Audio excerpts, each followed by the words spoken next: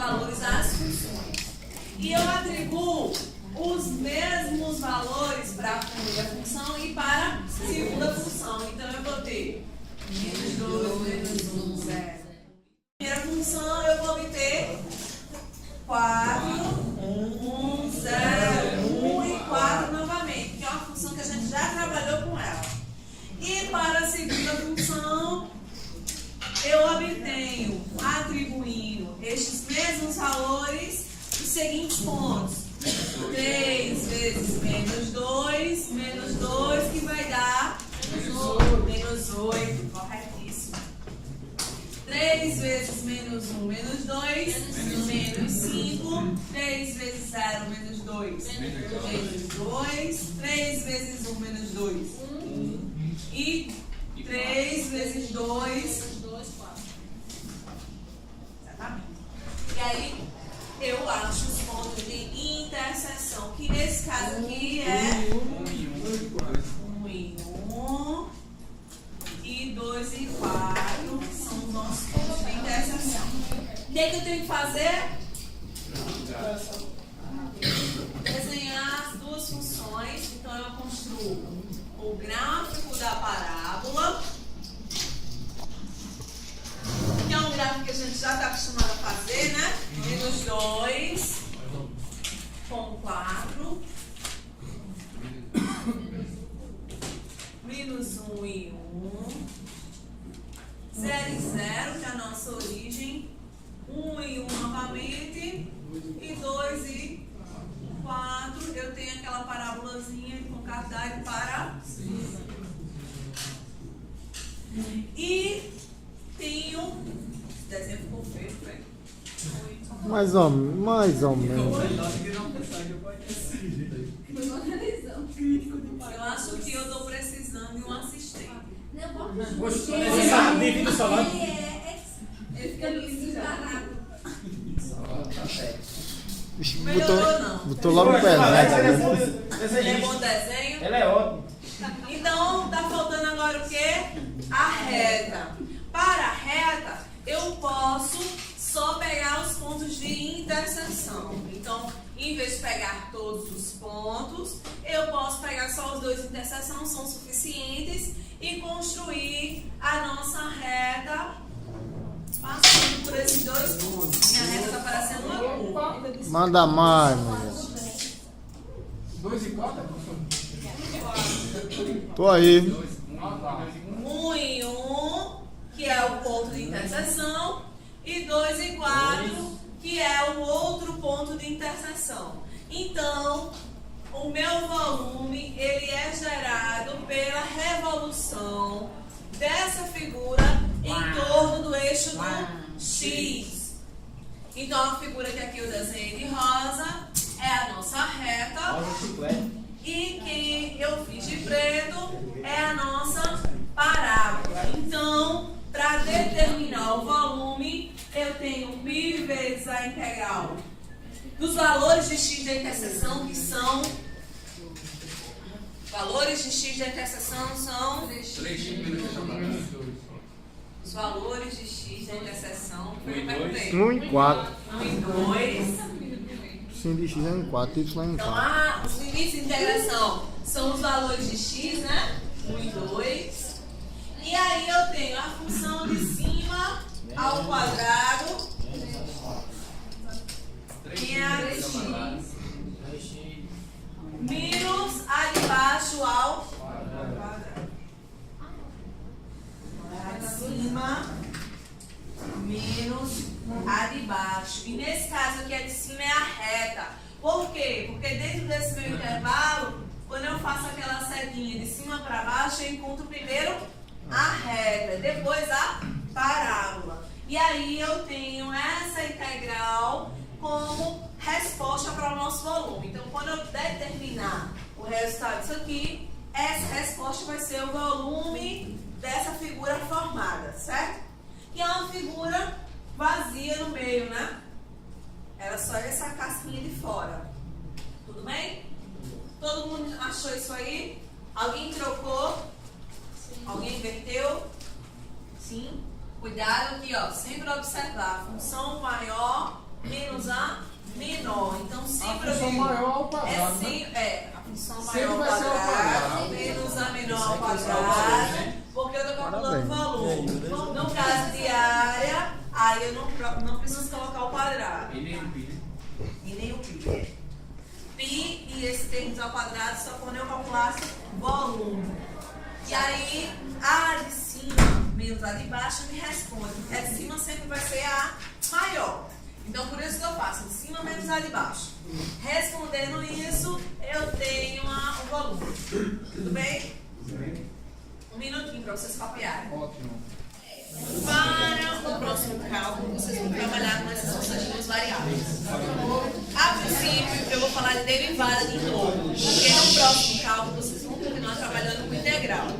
Mas para fazer integrais de funções de duas variáveis, precisa derivar. Então a gente vai relembrar regras de derivação, que vocês viram com Ciana. Então é assim, um bônus para vocês. Bem suave, tranquilo. Certo? Bônus derivado. Bora lá. Pi vezes a resposta integral, né? Mas para isso, antes de integrar, eu preciso resolver o quê? As potências, né? E aí eu vou ter o integral de 1 a 2 do termo que está aqui ao quadrado, que é quadrado do primeiro, né? Quadrado do primeiro. Menos 2 vezes o primeiro vezes o segundo. Mais o quadrado do segundo, né?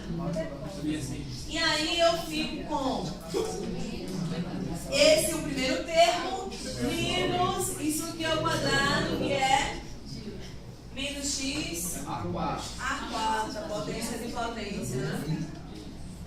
Quadrado do primeiro, menos 2 vezes o primeiro vezes o segundo, mais o quadrado do segundo, menos a potência de potência ali. Isso vai dar pi vezes a resposta dessa integral que dá 9x ao cubo sobre 3 menos 12x ao quadrado sobre 2 mais 4x menos 5x aqui sobre 5. de 1 a 2, não tem mais dx. Resolvi as integrais, são todas simples. Eu posso simplificar. Gente, por favor, aí. Vocês colaborarem, fica mais fácil. Vou fazer a chamada, se for aqui não quer assistir, vai embora. Vou daqui a pouco. Eu posso simplificar aqui, ó, 9 por 3, 3, né? E ficar com 3x ao cubo, perdão, menos 6x ao quadrado, mais 4x, e isso aqui não dá para simplificar, deixa assim. E facilita porque a gente não fica com tanta fração, né? E aí eu substituo o 2 no lugar do x.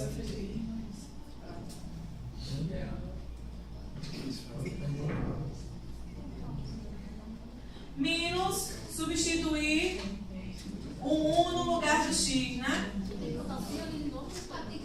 É duas vezes. É, duas vezes. Ou você bota em evidência. Se querem botar em evidência, bota assim, ó. Como é? O pi está multiplicando tudo. Se eu botar em evidência, eu boto um colchetezinho aqui. Aí repito ele uma única vez. Boto esse resultado para o 2. Menos a mesma coisa para o 1. Pode ser assim também. Muito Fica bem, melhor, professor. né? Porque repete menos, né? Só um pi, a repetição é de... Porque como eu estou botando colchete, eu estou dizendo que esse pi multiplica esse primeiro e multiplica o segundo. Aí eu não preciso repetir ele. Aqui eu faço o quê, gente? São as operações. Então eu botei pi vezes a operação que der aqui, que vai dar 2 ao cubo, 8. 8 vezes 3, 2 ao quadrado, 4 vezes 6, 24. 4 também. Já cancela. Tá garantido, né? 2 vezes 4, 8, menos 2 a quinta, que dá 32 sobre 5. Isso que eu já posso fazer também, inverter o sinal, né? Então vai ficar 1 ao cubo 1, 1 vezes 3, 3. Menos 3. 1 ao quadrado, 1. 1 vezes menos 6. Menos 6. Com menos mais. 4. Menos 4. E menos com menos mais. 1 sobre 5.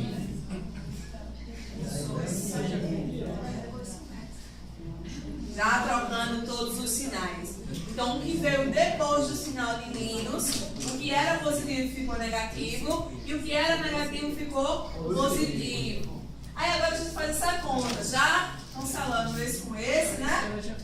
Aí eu faço 8 menos 3, 5, com mais 6, menos 4, 7. 7, Vou tentar 7. meio de responder, vai que não é, né? Vai que morda. Vai que não seja. 7. E esses termos aqui, que tem o mesmo denominador, eu posso trabalhar junto, né? Sinais diferentes, subtrai e dá o sinal do maior. Menos 31 sobre 5. Ficou bonitinho. Aí agora que ficou bonitinho, eu faço o quê?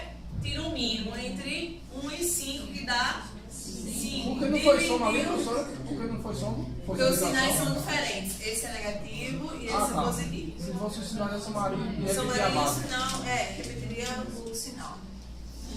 E aí eu faço o quê? Divido e multiplico, dá 35 menos 31, ou seja, vezes π, né?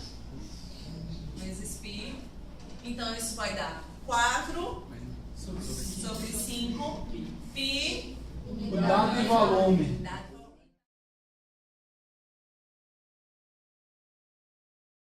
Apesar de ter uma explicação, uma definição mais bonita no livro, ela se assemelha ao que a gente já conhece como função.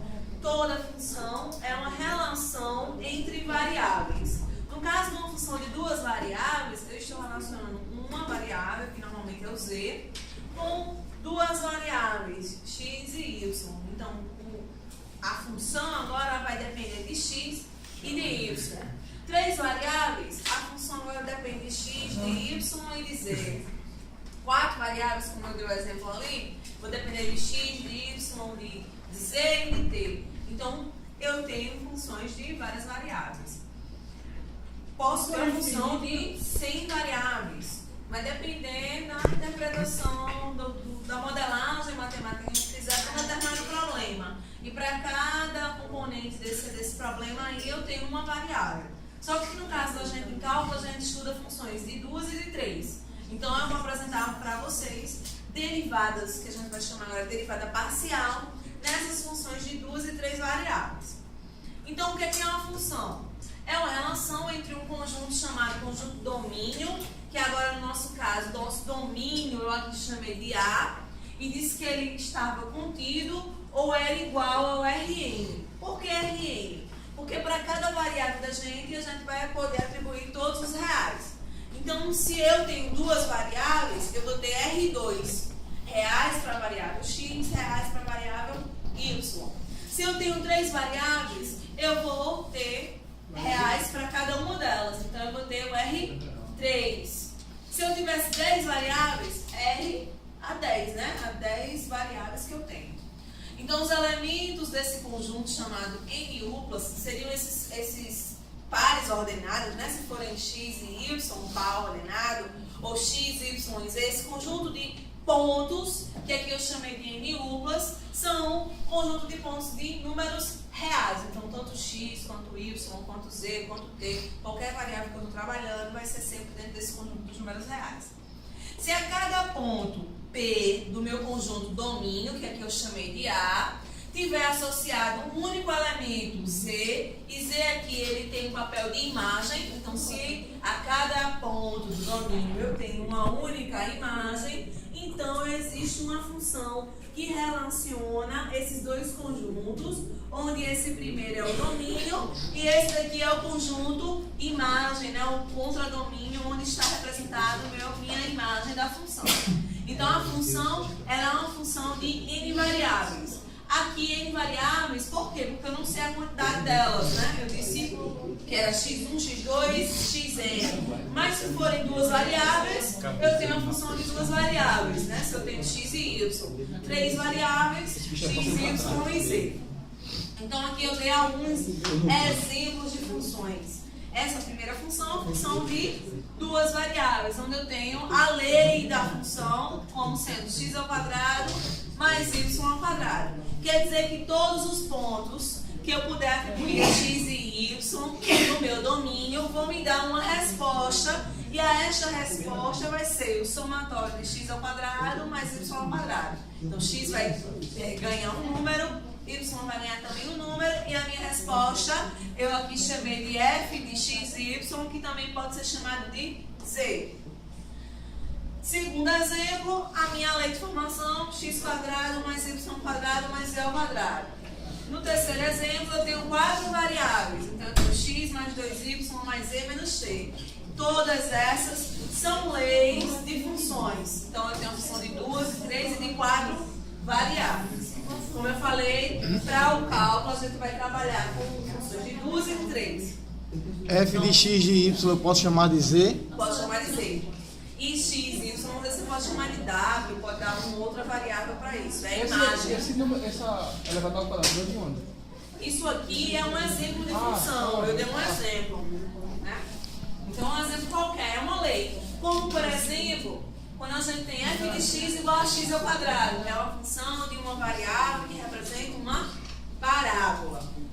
A função x ao quadrado mais y ao quadrado representa para você um parabolóide, porque tanto x está ao quadrado quanto y está ao quadrado. E o parabolóide é uma figura de 3 dimensões. Então, vocês vão ver no cálculo 3 figuras de 3 dimensões. Certo? Então, um plano, um cone, um cilindro, uma esfera, um parabolóide se assemelha a uma parábola. Uma parábola em 3 dimensões, né? É como se eu estivesse dando uma volta na parábola. Eu gosto de comparar ele com uma taça. A parte de cima da taça, a taça de vinho, aquela parte de cima tem um formato de parabolóide. Então, olha, se assemelha a isso. Alô, André. Então, essas funções são funções de várias variáveis. O que a gente vai ver agora, a princípio? A gente vai ver derivadas parciais. A gente vai relembrar como derivar, só que agora funções de 2 e de 3 variáveis. Porque no próximo cálculo vocês vão trabalhar integrais com essas funções. E vocês sabem que as duas operações são operações inversas. Então a gente associa muito integral e derivada. Uma hora a gente integra, outra hora a gente usa substituição, tem que derivar para integrar. Então lá no próximo cálculo vocês também vão fazer isso. Então vão ter funções de 2 variáveis. Vai precisar, por exemplo, resolver integral de substituição. Aí eu preciso saber derivar. Aí eu tenho uma função de 2 variáveis. Como é que eu derivo? Então a gente vai ver isso. E esse é o bônus de vocês, né? Que é a parte boa. Relembrar derivadas. Então, se eu tenho uma função de 2 variáveis, x e y, e aqui eu disse que é z, né? Z igual a f de x, y, onde o domínio ele está contido dentro do R2, ou seja, reais para a função para a variável x, reais para a variável y, e o nosso contradomínio, a nossa imagem vai estar dentro também do conjunto dos reais. Definimos a função derivada, porque a derivada também vai ser uma função, né? A resposta da derivada vai ser ainda uma função. Parcial de primeira ordem em relação à variável x através do limite. Percebam que eu chamo de parcial, porque agora eu tenho que resolver a derivada para as duas variáveis. Se eu tenho variáveis x e y, eu tenho que fazer a derivada para x e tenho que fazer a derivada para y, por isso parcial. Se eu tivesse x, y e z, eu faria para x, faria para y e faria para z. Então, por isso, ela é de primeira ordem e é chamada de parcial. E eu preciso dizer qual é a variável que eu estou derivando. Então, isso aqui é uma notação. No cálculo 1, vocês viram a notação de usar um D. D de y sobre D de x. Ou F' para derivada. No caso da gente, para uma derivada parcial, eu uso esse símbolo aqui, que é um delta minúsculo, certo? Para representar que eu estou derivando a função de mais variáveis. É uma derivada parcial. Então, diferencia-se lá da notação do cálculo 1. Também posso dizer que estou derivando a função em relação a x. Eu também posso representar assim. Então, eu não uso mais a linha para a derivada. Por quê? Porque só a linha não vai me dizer qual a variável que eu estou derivando. Então, quando eu tiver um xzinho, eu estou derivando em x. Quando eu tiver um yzinho, derivando em y. Certo? Tem que ser por vezes para ser x. Eu vou fazer x. Quando eu pedir derivada parcial, vocês vão ter que fazer x e y. Aí faz x, respondeu, faz y, respondeu. Então, quando eu pedir derivada, lembre-se que vai ser mais de uma. Eu aqui defini através do limite, porque vocês aprenderam em cálculo 1 que a derivada é definida com um limite, né? Toda derivada é feita assim. Só que vocês aprenderam lá, depois dessa fase de limite, né, da definição de derivada, que existem propriedades. Então, aqui a gente vai se ater a usar as propriedades. Eu não vou pedir para vocês resolverem através do limite, porque já passou, né? Já passou. Mas como eu sempre tenho que mostrar, essa derivada também é definida através de um limite. Onde eu tenho, de novo, aquele delta x tendendo a zero, o x varia e eu quero mostrar aqui, ó, que o y não varia. Percebam que aqui, quando eu coloco f de x mais delta x, y permanece igual quando eu estou derivando em x, né? Y e y. E a coisa se inverte quando eu derivo em y. Quando eu derivo em y, eu permaneço com o x e o y é que vai ganhar essa variação, onde eu calculo esse limite e respondo a minha derivada. Lógico que na prática a gente vai obter isso através daquelas propriedades de derivação.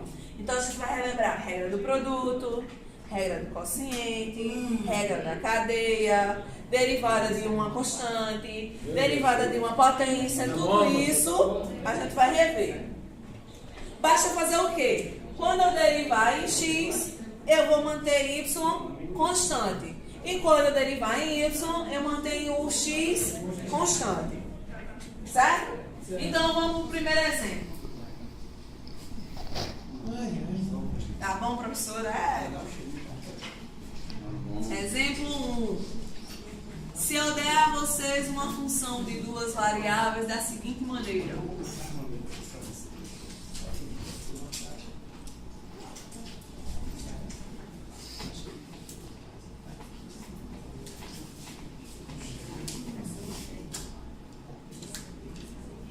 Então, eu estou dando essa funçãozinha aqui. Aqui é um produto, certo?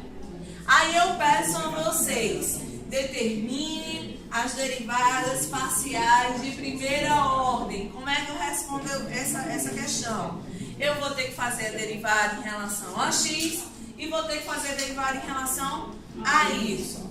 Em relação a x, e já representando essa notação de fx, que é a mesma aqui, né? Se eu tiver minha função de f, aqui é fy, né?